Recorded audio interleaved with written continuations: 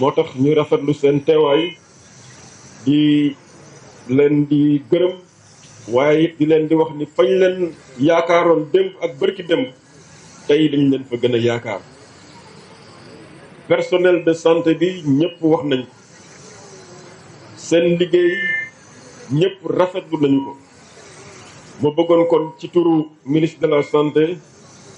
dolli leen ñaax waaye yokk ngërëm bi nga xam ne ngi leen koy gërëm di leen di xamal nit liggéey bi jafe na liggéey bi metti na liggéey bi yàgg na waaye ñoom xam nañu ni liggéey bi ñuy liggéey seen askan lañ koy liggéeyal seen serment la ñuy protéger mais surtout seen réew la ñuy tabax kon nag gàcce ngalaama yéen gërëm nañu leen sant nañu leen gannaaw bi ñu jëlaatee suñu cofeel ak suñu yaakaar tegat ko seen loxo pour lépp lu nga xam ni sumb nañ ko ci wàllu xeex feebar ngeen ànd ci ak ñun. à l'image également de ñi nga xam ni tey ñoo yor service d'hygiène te ku wax service d'hygiène di nga xalaat cet di nga xalaat sell kon ñoom it gàcce ngalaama. tey jii nag dañu fi tax a daje defe naa ni ñëpp xam nañ ko démb boo jëlee démb bari démb ak tey li nga xam ni comptabiliser nañ ko ay cas Covid 19 yu bees ëpp na junni ëpp na 1000 cas ca boo jëlee 1000 cas yooyu li ci Dakar am bëri na lool. bu jegewul 90% bu ko mut xam naa ni jege na ko moo tax kon effort bu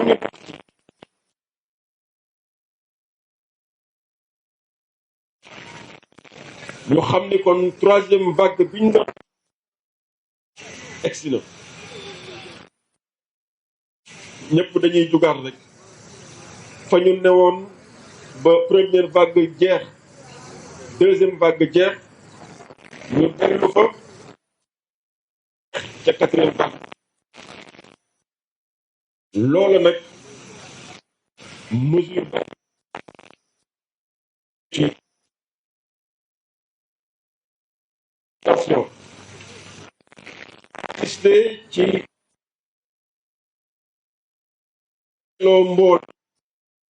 organisation bu ñu ko mënul bàyyi it ñu wàññi ko wala réduire ko du am benn jafe-jafe kon nag ñun ñi nga xam ne ñoo yor comité régional gestion des épidémies bi ñu xaatee ñu ni nañu jugaat duggaat ci gox yeeg goxaan yi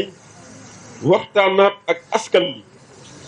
ndax nekk nañ ci contexte bi nga xam ni xëy na mesure restriction yi ñu jëloon yëpp yëkkati nañ ko nekk nañ ci contexte bi nga xam ni ñi ngi waajal tabaski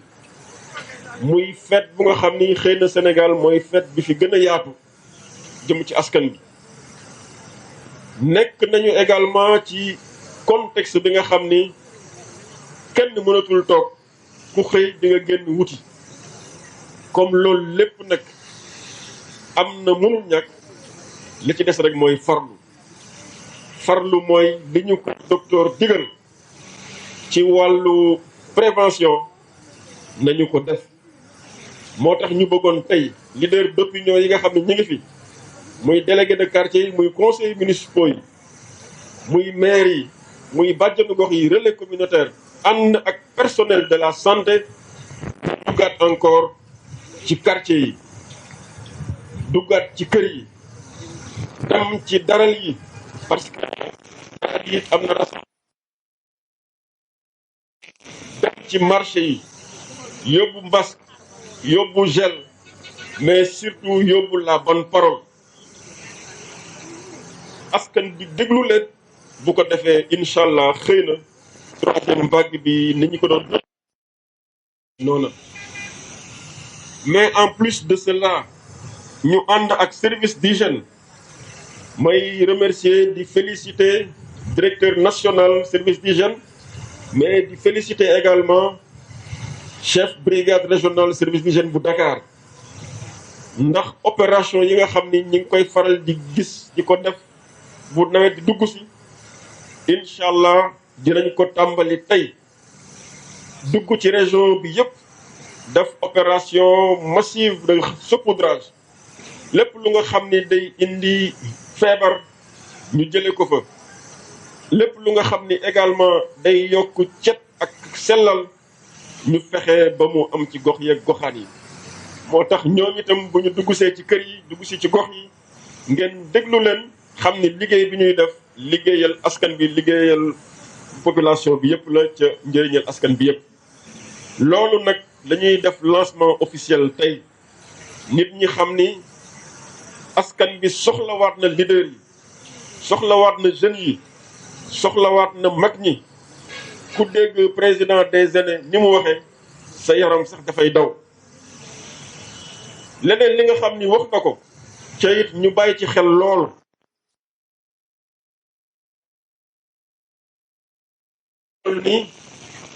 ni xeex bi gën a mag bi gën a am solo mooy dem ñàkku ji. ñu wax ni léeg-léeg nit ki dina jug dem xëy na ñu ni ko deuxième dose bi manqué na wala nangam mais may koy xamal di ko xamal askan bi di leen lépp lu nga xam ni disposition bu état war a jël pour vaccin bi disponible xam leen ministère de la santé et de l'action sociale jël na ko ci ndigalu président. vaccin yi fi nekk bu lu am solo lu nga xam ni bu ñëwee képp ku nga xam ni bëgg nga ñàkku di nga ñàkku ca doo am benn jafe-jafe mais balaa loolu nag nañu góorgóorlu ba lii fi des moo xam bëri na moo xam néew na nit ñi jël ko ñàkkoo ko bu ko ci ñëw ñu complété ak ñeneen ñi des ca bii yoon nag amul mag amul ndaw amul kuy liggéey hôpital wala feneen ñax yi pour ñëpp la kon nag nit ñi dem jël ñax yi. ñuy terminer rek di féliciter ki nga xam ni moo yor district bii ñu nekk ànd ak mairam bi. bu ngeen fàttalikoo bi ñuy lancé campagne vaccination fii lañ ko lancé woon mu ñëw ànd ak acteurs yëpp ñu rafetlu liggéeyam bi muy def mi ngi koy def ñeneen ñi di ko def waaye bu ñu ñëwaatee defaat beneen initiative ñëw di ko lancé fii je crois que message la pour ñëpp ñu xam ni mi ngi liggéey ca lii muy liggéey état am na reconnaissance am donc ñu koy féliciter di féliciter personnel santé bi yëpp moo xam district bi la wala yeneen district yi di féliciter médecin chef de région ci liggéeyam ci taxawaayam ci disponibilité am ci xarañ bi nga xam ni macha allah xarañ na ko ci liggéey bi waaye ki nga xam ni moo yor hygiène it kenn demul mu des gis nañu vraiment marque bi nga xam ni indi na ko ci liggéey bi nga xamee ni jël na service ak tey ñooñu ñëpp nag mënuñu leen féliciter gërëm ca féliciter wuñu askan bi lépp askan bi la bu ngeen leen jàppalewul defe naa ni duñu mën a am benn résultat. rek encore pour wax leen message espoir ak espérance bi nga xam ni ministre de la santé am na ko ci askan bi am ko ci personnel de santé la mu leen gënoon a wóolu démb yaakaar leen ko démb tey la ko gën a dëgëral ci ngeen bokk léegi kenn du wax santé tudd leen kon nag yéen itam gàccee alaama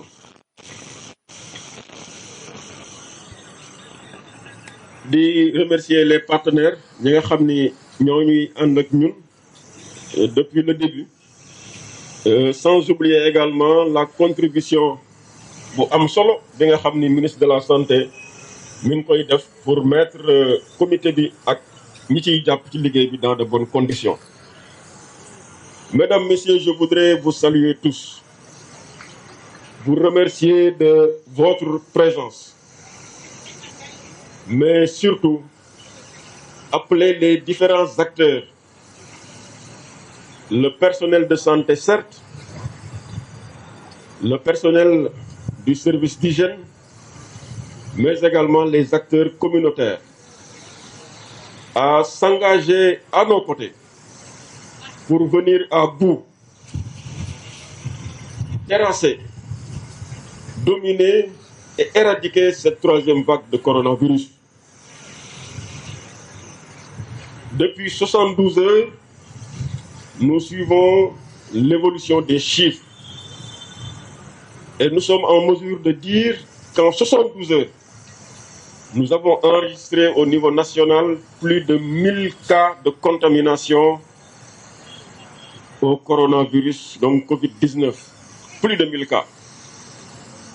Et ce qui est sûr, c'est qu'une forte proportion de ces contaminations concerne la région de Dakar. Certainement, le taux ou la proportion qui concernerait Dakar doit avoir 4%. Que les acteurs de Dakar doivent une fois encore se lever comme un seul homme et faire face à cette attaque virulente et fulgurante de la Covid-19. C'est pourquoi, à notre niveau, au sein du comité régional de gestion des épidémies, nous avons initié ce que nous appelons aujourd'hui les 72 heures d'intensification de la communication et de la sensibilisation pour vaincre le coronavirus. Il s'agira d'aller vers les populations, au niveau des quartiers, visiter les marchés, aller à la rencontre des acteurs au niveau des points de vente de moutons pour porter la bonne parole, pour intensifier la sensibilisation et pour leur rappeler les mesures barrières. Il est clair que le contexte est extrêmement difficile et complexe parce que nous avons constaté la levée pratiquement de toutes les restrictions. Nous avons constaté mais nous avons surtout constaté, et cela c'est un Sénégalais qui le dit aux Sénégalais, la ferveur habituelle en direction de la fête de Tabaski, la fête la plus populaire au Sénégal, qui est célébrée pratiquement par tous et qui voit rentrer chez eux pour y fêter la Tabaski pratiquement ceux-là qui sont à Dakar et même dans les autres régions. Je voudrais dans ce contexte insister une fois encore pour le retour des gestes barrières, si tant est qu'il y a eu un certain relâchement. Insister également pour que les populations se fassent vacciner. Le vaccin est disponible. Et là où nous avons noté une tension sur la disponibilité du vaccin, je voudrais rassurer les acteurs parce que le ministre de la Santé, sur instruction de M. le Président de la République, pour acquérir de nouvelles doses afin que les Sénégalais se fassent vacciner. Il n'y a pas un autre remède. Le seul et unique remède, c'est le respect des gestes barrières, éviter les rassemblements inutiles, et si le rassemblement est utile, eh bien que l'on y fasse respecter les gestes barrières, et enfin que les gens aillent se faire vacciner. Il n'y a pas d'autre remède. La deuxième chose, au-delà de la sensibilisation,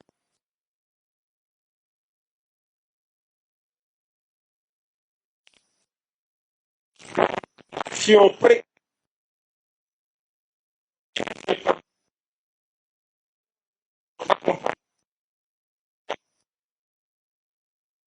et initiée durant ces 72 heures. Il s'agira pour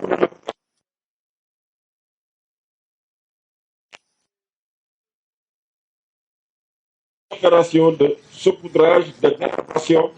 mais surtout d'éradication de toutes maladies. Avec leur équipement de dernière génération, motivé par la présence du directeur national du service d'hygiène, dopé par le seul et unique souci de veiller sur la sécurité des personnes et de leurs biens.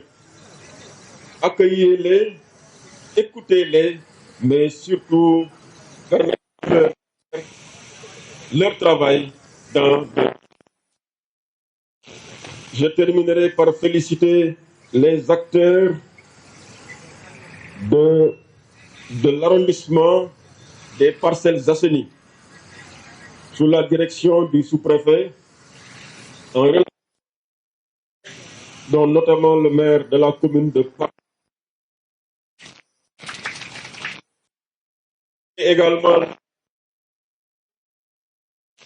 des Badianougor, des relais communautaires, mais également des aînés. Sans oublier également la bonne parole des guides religieux, des notabilités, des conseillers municipaux, mais également des jeunes. Aujourd'hui, plus qu'hier, le peuple a besoin de vous. Le peuple a besoin de vous écouter, mais surtout de vous entendre. Alors, mesdames et messieurs, parlez aux populations, parlez à vos jeunes, parlez aux femmes, parlez à tous ceux-là qui, s'ils sont sensibilisés, certainement, d'ici quelques jours, on ne parlera plus de troisième vague parce qu'on l'aura vaincu. Ce slogan, assez illustratif de ce que nous sommes en train de faire, avec le vaccin et le masque, barrons la route à la Covid-19. Je vous remercie de votre aimable attention. Merci beaucoup, monsieur.